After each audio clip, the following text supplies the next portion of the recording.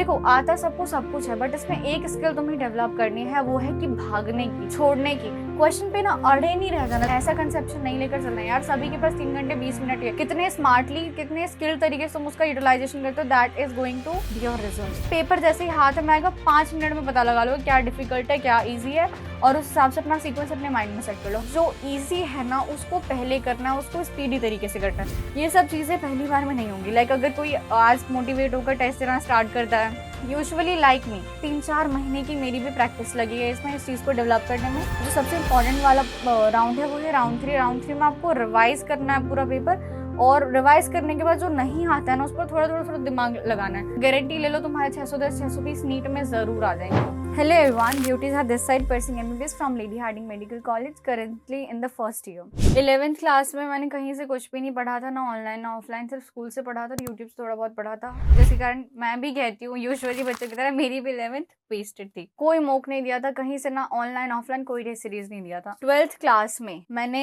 लक्ष्य नीट लिया था PW से 4000 रुपीज का, एंड मैंने उसका सबसे पहला ऑनलाइन टेस्ट दिया था, 720 मार्क्स का था, उसमें 515 मार्क्स आए थे, मुझे भी वो नंबर याद है। और वो सबसे पहला टेस्ट मैंने 12th क्लास में दिया था, और उसके बाद फिर कभी कोई ऑनलाइन ऑफलाइन टेस्ट मैंने पूरे 12th में नहीं दिया। आई एम द गर्ल जिसने कि 12th क्लास में भी एक भी टेस्ट नहीं दिया, सिर्फ एक टेस्ट दिया था ऑनलाइन, उसमें बहुत ही विदाउट एनी प्रिपरेशन। इतनी सारी गलतियों के बाद ही मुझे मेरा सिलेक्शन 12th के बाद नहीं हुआ। मेरा 545 मार्क्स आए थे नीट 2022 में, और उसके कारण मुझे जो ड्रॉप लेना पड़ा, मेरा फर्स्ट ड्रॉप था, दैट वाज फ्रॉम 2022 टू 2023 तक का मेरा पहला ड्रॉप ईयर। इस ड्रॉप ईयर में मैंने बहुत टेस्ट दिए हैं, ऑनलाइन टेस्ट नहीं दिया मैंने, ऑफलाइन टेस्ट दिया, क्योंकि नीट का जो असली वाला पेपर है वो ऑफलाइन होने वाला है, तो आपको वो ऑफलाइन सिचुएशन, ऑफलाइन माहौल का एहसास होना बहुत ज़्यादा ज़रूरी है। उसके लिए मैंने ऑफलाइन टेस्ट सीरीज ज्वाइन की थी। यकीन बैच में मेरा एनरोलमेंट था, तो मैंने यकीन D2 का 10,000, नॉट एक्जैक्टली 10,000, इट वॉज 9,444 रुपए, उतने का मैंने वो बैच खरीदा था जनकपुरी पे जाके, जनकपुरी पाठशाला पे जाके, यकीन D2 का बैच। और वहां पर मतलब कि हर संडे को टेस्ट होता था ऑफलाइन, तो मैं वहां पर जाकर मैंने पूरे साल जो ऑफलाइन टेस्ट दिया था वहां पे। इसके बाद हमारा जो पेपर था वो 7 मई 2023 को था। आई गेस दिसंबर में मैंने वहीं पर बगल में विद्यापीठ भी है जस्ट 10-15 स्टेप्स पे, वहां से रैंकर्स टेस्ट सीरीज भी ले ली थी। और क्योंकि मेरे मार्क्स पिछले नीट में 515 थे, तो उस बेसिस पर मुझे कंसेशन मिला था, और रैंकर्स टेस्ट सीरीज 2000 की पड़ी थी। हेमा कोई प्रमोट नहीं करी, कुछ भी नहीं कर रही, मैं बस मेरा बता रही हूँ। तो मैंने रैंकर्स टेस्ट सीरीज भी ली थी, वो भी मैं देती थी वेडनेसडे को, और यकीन D2 का हर संडे को। तो 1 वीक में मैं बेसिकली 2 पेपर देती थी। एट द एंड क्या हुआ कि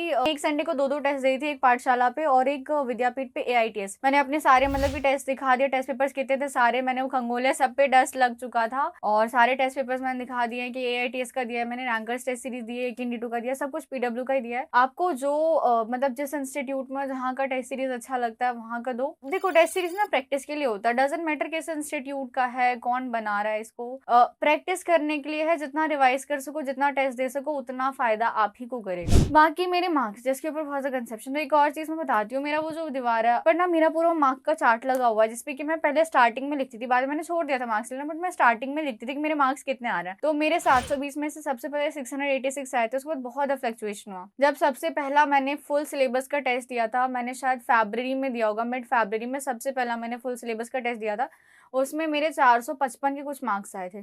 तो मेरे बहुत मार्क्स फ्लक्चुएट हुए हैं यार। मेरे 500 रैंकर्स टेस्ट सीरीज, जब इनिशियल रैंकर्स टेस्ट सीरीज तब बहुत ज्यादा हार्ड मानी जाती थी। क्यों हार्ड थी? क्या बाहर से क्वेश्चन नहीं, NCERT के बहुत ही अंदर अंदर से क्वेश्चन आते थे यार, और मतलब कि दिमाग खोल पेपर। मैं तो क्वेश्चन पेपर पर लिखती थी कि ये दिमाग खोल पेपर है, इस पे दिमाग खोल फिजिक्स है, इसको रिवाइज करना है। और पेपर देने के बाद रिवाइज मैंने बहुत किया। मैं हर पेपर को देकर आने के बाद एनालिसिस करती थी, गलत था ये मेरा, मैंने तुक्के में मारा था, और उसका सोल्यूशन देखकर उसको बार बार फॉर द नेक्स्ट पेपर जब वही सिलेबस आता था या उसका चैप्टर आता था, तो मैं उसको रिवाइज करके जाती थी। तो मार्क्स वही है, मेरे 515 भी आए, 560 भी आए हैं, मेरे 650 भी आए हैं। नीट जब होने वाला था तो मेरे मार्क्स ऐसे 610, 620, 630 आते थे, 660 कभी नहीं आए। और जबकि मतलब कि 7 मई को मेरा पेपर था, तो अप्रैल में जितने भी टेस्ट है मैंने कभी मेरे 620, 630 के ऊपर गए ही नहीं, मार्क्स गिर ही रहे थे। मुझे एक्सपेक्टेशन भी नहीं थी कि मेरे 650 प्लस आएंगे, बट 660 आया। So basically all matters of practice, practice करो। अब बात करते हैं स्ट्रैटेजी की। आपको आपका पेपर 3 राउंड में करना है। ये मुझे भी नहीं आता था, मैं भी स्टार्टिंग में जो मैंने सबसे पहला 720 मार्क का पेपर दिया था, वो 3 घंटा मेरा पूरा चला गया था पेपर को सॉल्व ही करते में।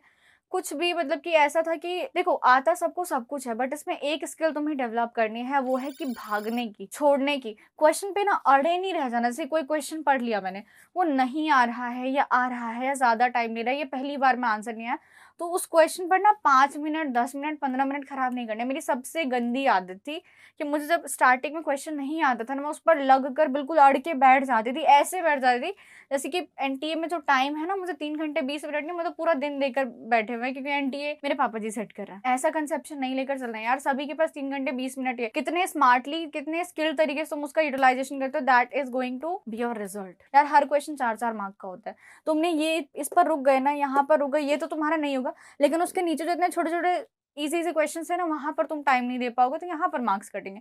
तो सबसे अच्छी स्किल जो तुमको सीखनी है वो है कि भागना सीखो, क्वेश्चन को छोड़ना सीखो। 10 सेकंड 20 सेकंड पढ़ा, आ रहा है बन रहा है तो ठीक है, नहीं आ रहा है तो 30 सेकंड 40 सेकंड, मैक्सिमम 1 मिनट से ज्यादा उस क्वेश्चन पे तुमको टाइम नहीं देना।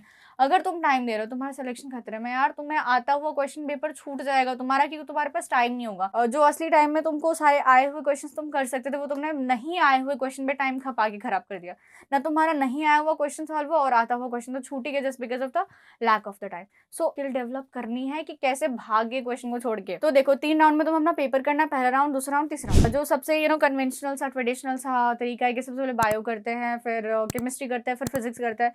बायो में भी, लेकिन इस कन्वेंशनल मेथड पे नहीं जाना है, just analyse the paper. Bio में पहले बॉटनी आती है, फिर जुओलॉजी आती है। बॉटनी के ना 4-5 क्वेश्चन देखो, तुमको फील आ जाएगा बॉटनी मुश्किल है या इजी है। फिर जुओलॉजी के 4-5 क्वेश्चन में फील आ जाएगा इजी है भारी है। जो इजी है सबसे पहले वो करना है। बॉटनी अगर इजी है तो बॉटनी करना है, जुओलॉजी अगर इजी है तो जुओलॉजी करना है। अगर लग रहा है बॉटनी बहुत ज्यादा असर्शन रीजन है, बहुत ज्यादा करेक्ट इनकरेक्ट है, और वहीं जुओलॉजी में 1 वर्ड के थोड़े ज्यादा, तो जुओलॉजी पहले कर रहा है। जो इजी है ना उसको पहले करना है, उसको स्पीडी तरीके से करना है। फिर केमिस्ट्री फिजिक्स में भी सेम चीज। अगर लग रहा है कि केमिस्ट्री थोड़ा ज्यादा कैलकुलेटिव है, ज्यादा लंबा है, और फिजिक्स आसान है, तो पहले फिजिक्स करनी है, फिर केमिस्ट्री करनी है। तो पहले तो तुमको ना पेपर जैसे ही हाथ में आएगा 5 मिनट में पता लगा लो क्या डिफिकल्ट है क्या इजी है, और उस हिसाब से अपना सीक्वेंस अपने माइंड में सेट कर लो। हर बच्चे का सीक्वेंस अलग होता है, फील्ड वे में करो। जब ज्यादा प्रैक्टिस करोगे ना, सीक्वेंस सेट करना तुम्हें खुद आ जाएगा, ये कोई सिखाएगा नहीं। फर्स्ट राउंड में फिर क्या करना है, बॉटनी और जुओलॉजी में वैसे क्वेश्चन जो ईजी है और तुम्हें आता भी है, जो पहली बारी में पढ़कर ही तुमसे हो जा रहा है, वो सबसे पहले करना है। इसमें क्या होता है, तुम्हारे जैसे कि 90 क्वेश्चन हो गए बॉटनी जुओलॉजी दोनों के मिलाकर, 60-70 क्वेश्चन तुम्हारे पहले राउंड में बन जाएंगे। बहुत सारे, या मतलब 99% क्वेश्चन उसमें से सही भी होंगे। केमिस्ट्री फिजिक्स के भी ऐसे क्वेश्चन जिन जो कि थ्योरेटिकल है और कम कैलकुलेटिव है और तुम्हें आते भी हैं, इसको तुम्हें पहले राउंड में करना है। तो पहले राउंड जो तुम्हारा है वो 50 मिनट में खत्म हो जाना चाहिए। कैसे, तो ये 20-25 मिनट में हो जाएगा। 20 मिनट तुमको इसको देना है, और 15 मिनट के आसपास केमिस्ट्री लगती है। उसके बाद तुम्हारा 20-25 मिनट यहाँ पर जाता है। अब सेकेंड राउंड में देखो, बॉटनी और जुओलॉजी के ऐसे क्वेश्चन जो लंबे हैं, जिनके आंसर्स लंबे लंबे लंबे लंबे दिए हुए हैं, इसमें दिमाग थोड़ा सा ज्यादा लगाना है, लेकिन वो क्वेश्चन जैसे तुम्हें आता है उसे फर्स्ट राउंड में नहीं करना, उसे सेकंड राउंड में करना। और सेकंड राउंड में करना है, पता कैसे लगेगा, जब भी तुम क्वेश्चंस को पढ़ रहे हो, तो जो क्वेश्चन तुमसे पहले राउंड में बन रहा है वो तो बन रहा है, लेकिन जो नहीं बन रहा है उसको तुम्हें सर्कल कर देना है। जैसे क्वेश्चन 2 मुझसे नहीं बना, तो क्वेश्चन 2 को सर्कल किया, आगे बढ़ गए, उसको सर्कल कर देना है। जब मतलब पूरा मतलब कि 50 मिनट का तुम्हारे राउंड 1 खत्म होता है, तो राउंड 2 में तुम्हें सर्कल्ड क्वेश्चन करना है। सर्कल क्वेश्चंस क्या होते हैं कि लंबा है, दिमाग लगाना पड़ रहा है, पर आता है। बायो बॉटनी जुओलॉजी दोनों के लिए। केमिस्ट्री फिजिक्स में क्या है, आता है पर वो ज्यादा कैलकुलेटिव था, इसलिए तुमने उसे फर्स्ट राउंड में छोड़ा, तो अब सेकंड राउंड में करो। तो सेकंड राउंड तुम्हारा 1 आवर लगेगा। इस 1 आवर में करना क्या है, वो चीज जो कि तुम्हें आती है बट उसमें टाइम ज्यादा लग रहा था, तो उसको तुमने सेकंड राउंड में छोड़ा था, एक सर्कल से मार्क करके, और इसको सेकंड राउंड में कंप्लीट करना है। It will take you 1 hour. Third round के लिए क्वेश्चंस कौन से छोड़ना है, थर्ड राउंड में बेसिकली जब तुम अपना पूरा क्वेश्चन पेपर देखोगे ना, तो पहली बार तो कुछ कुछ क्वेश्चन जो बन जाएंगे, 80% पेपर तुम्हारा सॉल्व हो जाएगा। उसके बाद जो तुम्हें आते हैं बट लंबे हैं, उसको तुम्हें सॉल्व करते वक्त ही सर्कल मार्क कर देना है।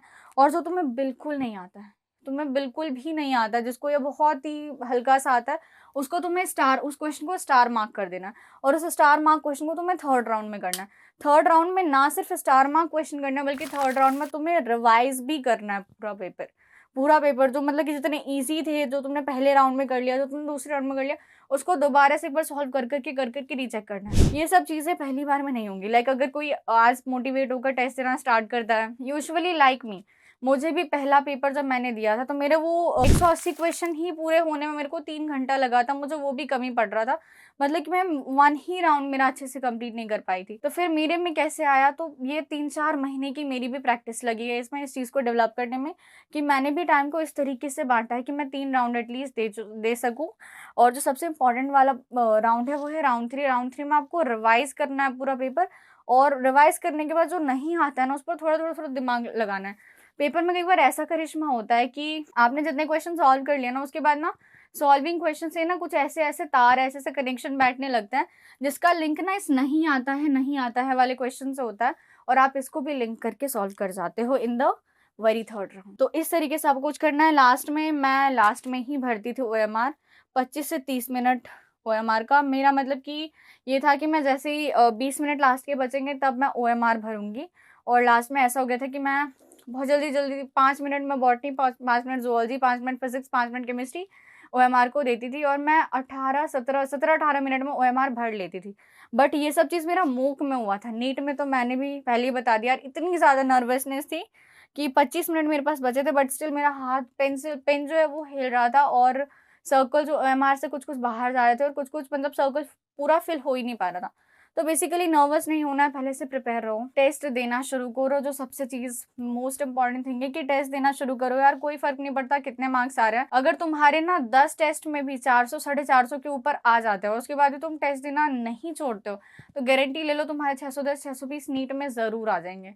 उस लड़की ने मुझसे ये बोल दी थी, नीट का पेपर आसान आता है क्या? मैंने कहा हाँ, नीट का पेपर आसान आता है, जितने तुम्हारे मॉक्स में, इंस्टीट्यूट में जो क्वेश्चन पेपर होता है उससे तो आसान आता है नीट का पेपर, इतना ट्रस्ट कर सकते हो। तो यहाँ पर वीडियो एंड करते हैं। होप ये थोड़ा सा क्वेरी मैंने आपका सॉल्व किया हो। ऑल द वेरी बेस्ट, पढ़ाई करो, गॉड ब्लेस यू।